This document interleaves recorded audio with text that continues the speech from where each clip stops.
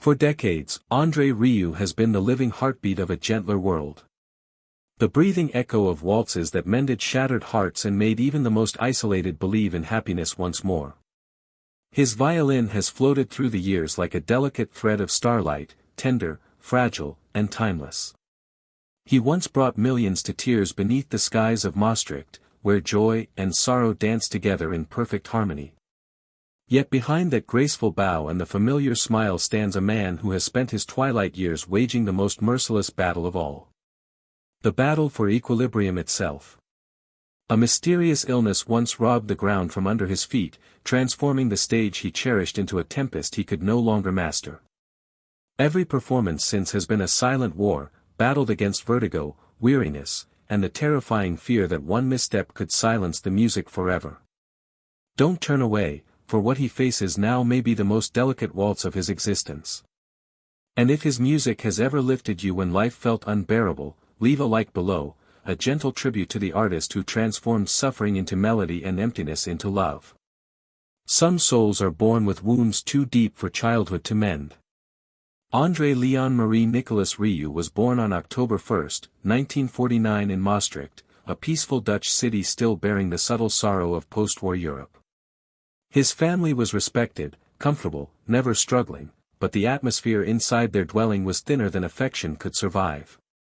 His father, André Rieu Sr., a renowned conductor, could summon thunder from an orchestra, yet never one phrase of tenderness toward his own son. His mother, Katerina, managed their household like a musical score with no rests, meticulous, immaculate, but suffocating. My parents didn't love me, André would later remember, not in resentment, but in honesty.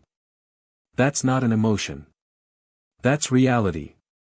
He was one of 6 children, each circling a man who could make audiences weep, but never his own family laugh.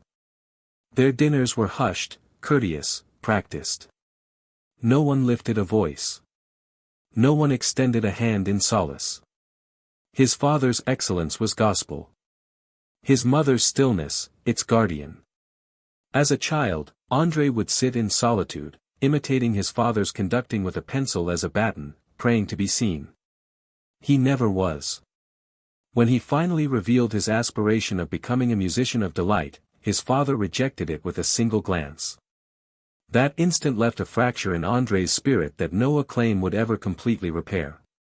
At 6, he lifted a violin that felt far too large for his tiny hands.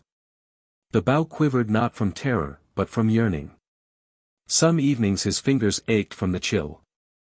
Yet he continued playing because anguish was the only evidence he could still sense. The violin, he once shared, was my sole companion who heard me. He discovered early that the frame can stand upright while the soul is barely surviving, a reality that would one day resonate not only in his music but in his wellness as weariness and instability shadowed him in later years. When André entered the Royal Conservatory of Brussels in the late 1960s, he discovered no tenderness there either. Technique was worshipped. Feeling was dismissed. Those were years of invisible scars, he said gently decades later. He envisioned an orchestra that would grin, move, and honor existence. And for that vision, his colleagues ridiculed him. But André's silent uprising had already commenced. By the mid-1970s, his belief had solidified like iron. At 29 in 1978, with no approval from family, no financial cushion, and no guarantee of achievement, he assembled a small group of musicians who still trusted that music could repair. In a humble rehearsal room in Maastricht, the Maastricht Salon Orchestra was created. His first gentle act of rebellion against centuries of rigid customs. Beside him stood Marjorie, the woman who trusted in him when trust itself seemed unattainable. Their romance faced fierce resistance. His mother rejected their union, cutting the last delicate connection to the home he originated from. It wounded like losing a fragment of myself, André later confessed. But that wound granted me liberation. He was no longer a son pleading for validation. He was an artist constructing a world where affection could flourish freely. By 1987, at 38, André Rieu stood at the brink of the most audacious leap of his existence. He decided to establish the Johann Strauss Orchestra with just 12 musicians, a choice many called foolish. The classical establishment mocked him. They claimed I was insane, he would later recall with a tired smile. But I'd rather go insane with happiness than perish in perfection. The early years were punishing. Money arrived like hesitant applause. Never adequate to rest. Every concert was a risk. There were nights he performed on stages so frigid that his fingers went numb mid-performance. Nights he skipped meals to compensate his musicians first. His body started to object. Dizzy episodes, shaking hands, a constant ringing in his ears from endless practices, but he refused to halt. Sometimes weariness blurred his sight mid-performance, yet his bow never wavered. If I collapse, he once told himself, let it be on stage. At least I'll have fallen in music. On January 1, 1988, he took the stage for their first major performance. 12 musicians, one fragile hope. The show soared, the applause was deafening. Yet when the lights dimmed, he sat backstage trembling, and the account still bleeding crimson. Some months, the figures barely functioned. He would walk through icy streets after performances, murmuring to himself, just one more concert, one more blessing. Gradually, painfully, the seeds began to flourish. City by city, laughter replaced uncertainty. The turning moment came in 1995 when his performance of Shostakovich's Waltz No. 2 during a UEFA Champions League match moved a stadium of tens of thousands into stunned silence before erupting into applause that felt almost sacred. Overnight, his music swept across continents. That evening changed my existence, he later said. But it also marked the beginning of my greatest challenge to keep that light burning without burning myself. From that instant, Rieu's life became a blur of airports, practices, and stages. He and his orchestra carried their waltzes to every corner of the planet. But behind the beauty was an empire that devoured him. He was the producer, the financier, the guardian of more than 100 lives. The responsibility was overwhelming. He managed rehearsals, travel, payrolls, insurance, marketing, all while performing each night as if no burden existed. Each bow stroke on stage was a negotiation with fatigue. There were times, he confessed, when I bowed and could barely sense my arms, but the audience gave me their strength back. By the early 2000s, Rieu had built an independent musical empire. In 2009, when unexpected cancellations and medical exhaustion struck, the financial loss nearly broke him. More than $15 million vanished in months. But even as the numbers fell, his faith didn't. I wasn't sleeping, he later said. I was calculating how to rescue everyone who depended on me. His investments told the story of a man who built not for riches but for protection. Dozens of properties over 30 in Maastricht alone housed his staff and safeguarded his music. My orchestra is my family, he once said. And you don't abandon family. By the time André Rieu commanded the world stage, his wealth was staggering, an estimated $600 million in net worth, more than 80 properties. Yet to him, the real triumph was not money, but survival. People see the beauty, he said softly, but not the pain behind it. Among his treasures, none carry the same pulse as his castle and his 2 Stradivarius violins. The 15th-century castle in Maastricht was where, as a frail boy, he first learned that sound could heal. When he bought it in 1999, it wasn't pride, but survival. I wanted a place where my heart could rest while the world kept spinning. Inside its walls, he built a recording studio for refuge. The castle's stillness nursed him back to rhythm when his body could not. His 2 Stradivarius violins, one from 1667, another from 1732, were extensions of his own heartbeat. When I hold them, he said, I feel time breathing. The year 2020 brought André Rieu to a silence no stage could prepare him for. The pandemic swept across continents. Every concert vanished. Every light in every hall went dark. The man whose violin had once filled cathedrals now stood in a world without echo. But his first thought was not of himself. It was of the 100 souls whose livelihoods depended on him. As borders closed and ticket sales collapsed, André reached into the reserves he had spent a lifetime building. Month after month, his accounts grew thin. He sold small pieces of his past, a beloved vintage car, quiet sacrifices never spoken aloud. When the silence grew heavier, he found himself standing before his 1732 Stradivarius. To imagine selling it was unthinkable. Yet he did.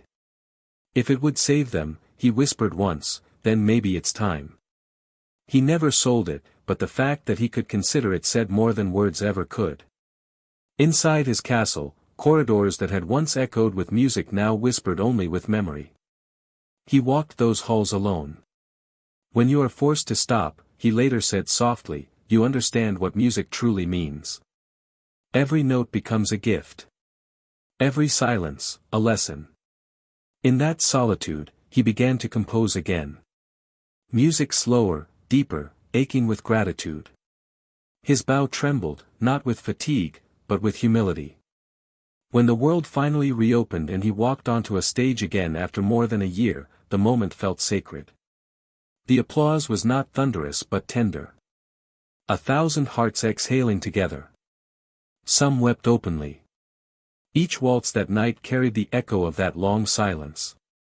What stood beneath the lights was a man reborn, one who had walked through fear and isolation, and found that music, even when silenced, still breathes. The cruelest silence a musician can face is not from the audience but from within his own body. By 2010, after decades of sleepless flights and endless tours, André Rieu met a storm no applause could drown out. A vicious virus invaded his inner ear, stealing his balance like a thief in the night. The man who had spent his life commanding orchestras now fought to command his own limbs. Concerts fell away one by one.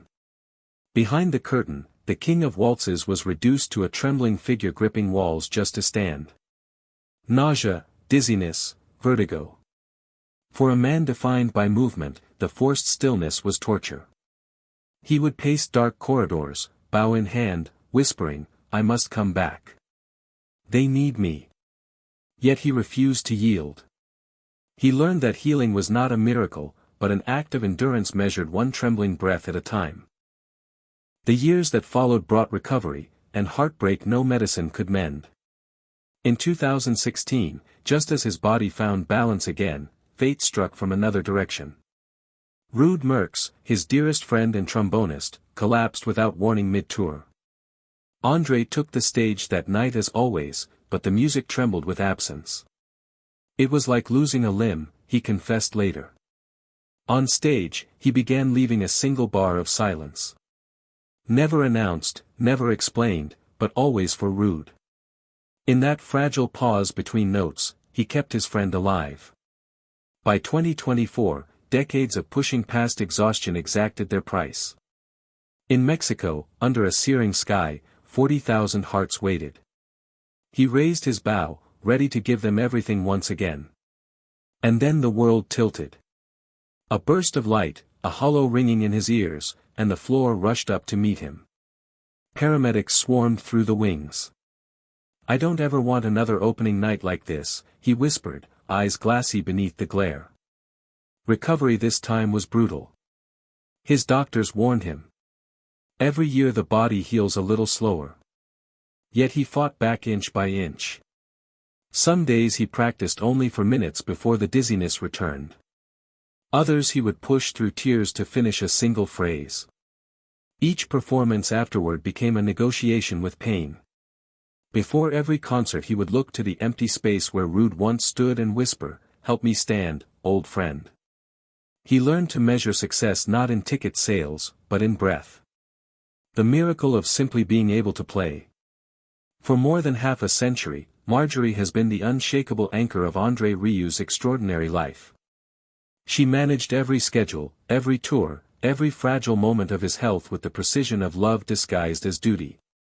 Marjorie saved my life more times than music ever did, André once admitted quietly.